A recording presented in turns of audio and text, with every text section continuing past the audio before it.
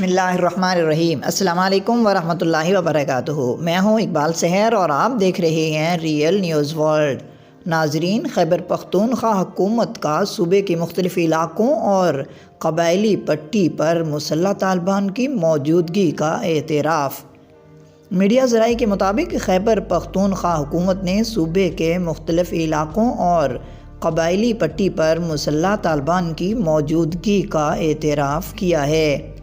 معاون خصوصی برائے اطلاعات بیرسٹر محمد علی سیف نے کہا ہے کہ ایسی کوئی ڈیل نہیں ہوئی جس کے تحت طالبان کو کوئی علاقہ دیا گیا ہو اور کارروائی کی اجازت دی گئی ہو۔ انہوں نے کہا کہ تحریک طالبان پاکستان سے انڈرسٹینڈنگ ہوئی ہے کہ جو کارروائی وہ کریں گے اس کی ذمہ داری قبول کریں گے۔ طالبان اور تحریک طالبان خیبر پختونخوا کے مختلف علاقوں میں کس طرح موجود ہیں، اس حوالے سے بیرسٹر محمد علی سیف کا کہنا تھا کہ تحریک طالبان پاکستان ایک تنظیم ہے، ایک تحریک ہے جو ہمارے خلاف پاکستان کی ریاست کے خلاف لڑتی رہی ہے۔ انہوں نے کہا کہ TTP سربراہ کا نام مفتی نور ولی محسود ہے، ان کی رہبری شورا ہے جس میں مختلف علاقوں کے کمانڈرز ممبر ہیں۔ انہوں نے کہا کہ یہ ہے تحریک طالبان پاکستان۔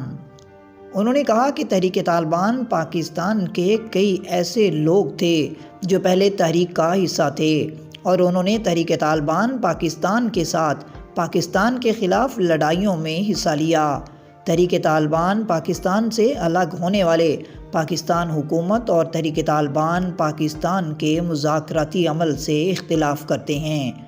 انہوں نے کہا کہ تحریک طالبان پاکستان سے الگ ہونے والوں نے برملا کہا ہے کہ وہ مذاکرات نہیں پاکستان سے جنگ چاہتے ہیں۔